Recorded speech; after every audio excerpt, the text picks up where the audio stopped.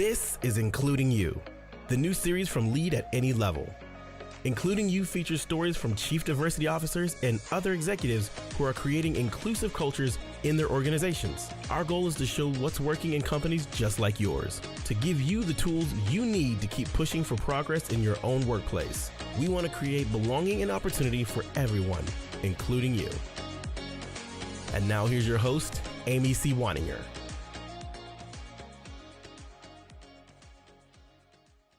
Welcome back to Including You. I'm your host, Amy C. Waninger, the Inclusion Catalyst. My guest today is LaTonya Williams. She's the Director of Supplier Diversity at Vanderlande, a market-leading global partner for logistics process automation in the warehousing, airport, and parcel sectors. Vanderlande has 9,000 employees in 29 countries. LaTonya, welcome to the show. Hi, thank you, Amy. I'm excited to talk to you today because we're going to talk about something a little bit different. We're going to talk about contracting in the big commercial space. And we're going to talk a little bit about primes and subs and how those relationships work. And also about how Vanderlande is growing small businesses as subcontractors. So let's start just a little bit with what kinds of contracts does Vanderlande pursue for itself? Some of the contracts that Vanderlande pursues for themselves are airports, because we're the baggage handling system. We deal with that. We develop those and service those baggage handling systems at over 600 airports globally. And in the US, all of our airports are owned by the government. So that's where the government contracting comes in for the airport space here in the US. But we also are in warehousing and parcel services. So we design those systems as well. So you're really doing construction, but you're also handling ongoing management of the baggage handling systems? That's correct. Okay. I just want to give folks a baseline of understanding of kind of where this world is and how you fit in. So with baggage and materials handling, so it's a technical field, because we typically are looking for subcontractors who deal with mechanical installation or electrical installation, general contractors, freight. There's lots of opportunity there for us to work with small businesses in different capacities, stamping. But because of the space that we are in, it's typically those technical fields that we're looking to work with. Got it. Now, you all are considered a prime contractor.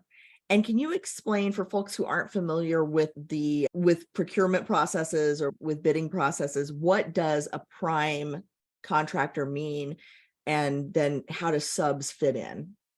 So the prime contractor is typically the one who's awarded the contract. They're the ones held accountable. They're responsible for the end product of it. For larger contracts, it would be a larger company typically that would be able to undertake something like that because of the cost involved and the risk involved. Subcontractors more than likely are smaller businesses, not necessarily mom and pop, but for instance, in the airport space, they typically want the subcontractors to have a DBE, which is a disadvantaged business enterprise certification. And what that means is that the owner of that business personal network currently is not over 1.32 million. And so that would be considered a small disadvantaged business. Got it. So Vanderlande bids on a contract. If you're awarded the contract, then you take pieces of it and award that out to subcontractors to just do a component. So if we think about this in terms that most people would be familiar with, if you're building a house, you hire a contractor to build a house, general contractor, but they probably are subcontracting out things like the electrical installation or the flooring or hanging the bathroom mirrors or whatever. So they're working with all of their different subcontractors. You all are doing the same thing, just for multi-million-dollar airport things, right? Exactly. All right, got it.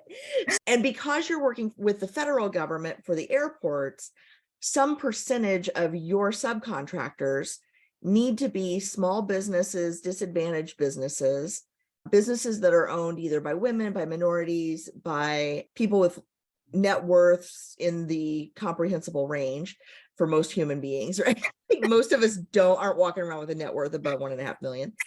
And so you have an incentive if you want to get these contracts to work with disadvantaged small businesses, right? Exactly. Supplier diversity in the government space there's a definite, you can see the return on investment, right? So it's not a feel-good thing. It's if you want to be awarded contracts, you need to figure out how to work with businesses that mirror the community that they're in. Because those diversity goals that are set, they're based off of market research. So it shouldn't be a number that someone just made up because it sounds good. It should be based off of how many minority businesses are there in that area that you could potentially work with. And then what happens is when you're going through even creating your proposal, you look at the possible team that you're going to put together so that you can present that proposal to the government and say, these are the people that, and you have a letter of intent that you sign with the small businesses so that they will know, hey, this prime is not going to take advantage of me. They actually are telling the government that they're going to work with me. And you put that all together in a package and you submit it and you tell the government, hey, this is my strategy. And this is how we plan to win along with these small minority owned businesses. And so it sounds like, on the one hand, your subcontractors need to be very sophisticated in order to work on projects of this scale. But what I found so compelling about what we were talking about before when we met to talk about this interview is that you're actually going out of your way to help even smaller businesses than you would normally work with by piecing out the work into even smaller components so you can engage a larger quantity of smaller businesses. Is that correct? That's correct. What I always tell the small businesses, if we come to you and say, hey, can you do something for us? And as an entrepreneur, they're excited because they just want a contract. But you have to look at what we're asking you. Because if it's $50 million contract and we say, can you do 10% of this? And you're a team of one, you can't do it. But what I always tell them is look at it, look at the scope, and identify what can you do. And then let us know what you're able to do, and then we may be able to work with you. So that one business can do their small piece that will not affect their brand, because you never want to do anything that you're not capable of doing and mess with your brand.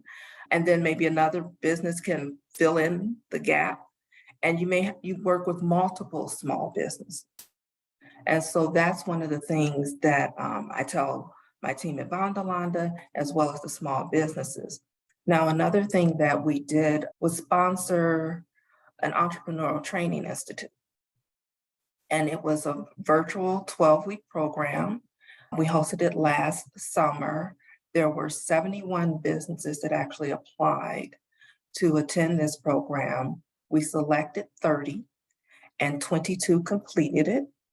And what we did in that particular program was we helped them with increasing their business, right? Helping them with creating business plans, with technical assistance such as bonding and insurance requirements, diversity certification, what else? And estimating and plan specifications. We help them identify all of these things because sometimes you work with small businesses and they may need a little assistance, right? They may lack some of those technical skills in order to get work. And so what the Entrepreneur Training Institute was, we figured if we help you and we sponsor you so that you can do better, and then we can have that mutually beneficial relationship later, right? And so we're going to invest in you on the front end and hopefully it'll benefit us. But then if it doesn't benefit us, it's still going to benefit that small business in a way because they may get a contract with another company. And now they know how to estimate their work. And they're in a safe environment. Because it's classroom setting, ask that question, right? Let us know where you need help. It can be really difficult, I know, as an entrepreneur, to say yes to things that are scary, to say no to things that are profitable, to and to being realistic about what you can deliver, right? Because entrepreneurs are by nature very optimistic, or we wouldn't do what we do. And so I really appreciate that you're giving that kind of support, that kind of training and education and leg up to your suppliers and potential suppliers. What advice do you have for other companies that maybe are starting a supplier diversity initiative? Maybe they're just getting their toe wet, just getting their feet wet with this. And where's a good place for them to begin? Hiring a full-time person for supplier diversity. That's definitely something that I think every company has to have a full-time person. This isn't something that you can do part of the time. The sub or small business community, they need advocates. And if someone's trying to do a whole lot of other things, they can't focus on that advocacy. And the small business know that they can contact me. I will resolve issues. I'm also a mediator with the state of Georgia. I listen to both sides and I'm able to take myself out of it. And what companies need to do is make sure that they're presenting themselves as transparent as they can to small businesses. Whatever you say you're going to do, be accountable for it. If you tell them you're going to work with them on that particular project, if something happens, tell them that something has happened. Don't just ghost them, but make it a priority, ingrain it into the fabric of the business. So although we have our governmental contracts, which they tell us what the goal is, our goal as a company is to make sure that even if it's safety, that they're still looking for a minority business that they could potentially work with. And so I think that's what companies need to look at it as a wholesale thing, not just to get a government contract, but a way of changing their business and their attitude, having events that are inclusive. And I think constantly having that conversation, right? We did some value stream mapping and we had the CATA board going and we talked about what are some pain points that we have as a company. And everyone has pain points, right? And it's hard to identify. When you see them, you cringe, you're like, oh my goodness, really? But it helps you to become better as a company because each company is different. So what may work for Vanderlande may not work for another company. But when you focus on inclusiveness and what are we doing poorly and what are we doing, and then focus on making the poor things better and building on your strength. Because I tell everyone, your foundation has to be solid. If you try to do too much too soon and your foundation is not solid, then your program is going to fall apart. So it's move slowly if you must, but make sure that each step is solid, that it's ingrained, and now you're moving at this slow pace, but you're moving, right? You're not going back. You're not going backwards.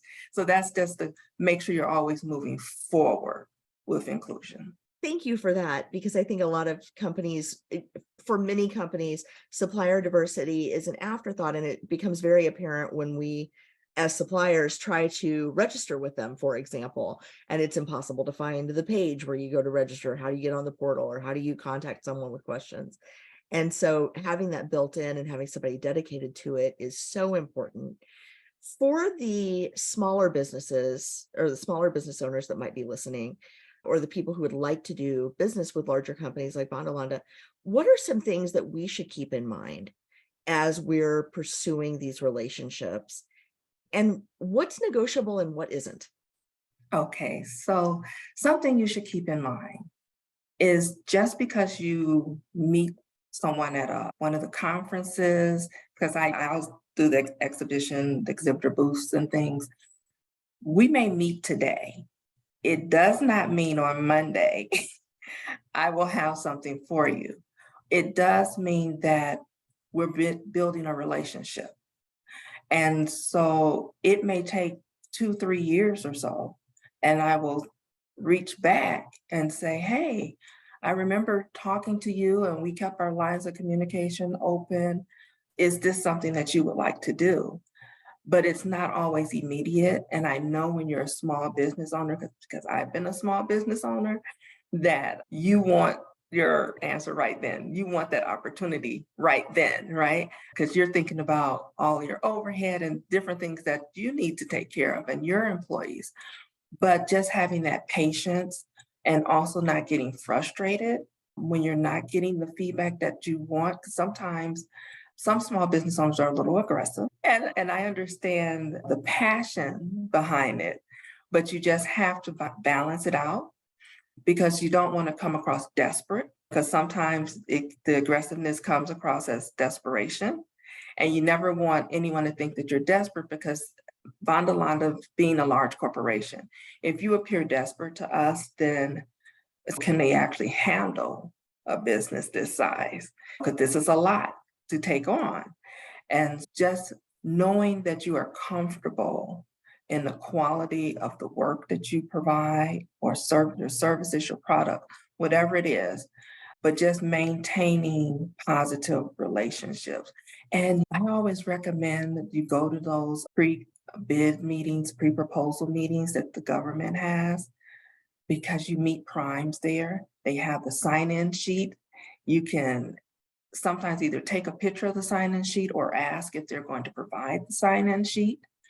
And relationships are made at those events. I used to work on the government side for many years. And my background is government contracting and procurement. And the subs and primes, they really connect at those bid conferences. I think small businesses to take the time out to go to different events so that they can meet people. No one's going to meet you just stuck in your office, right? So you have to get out there and let your presence be known.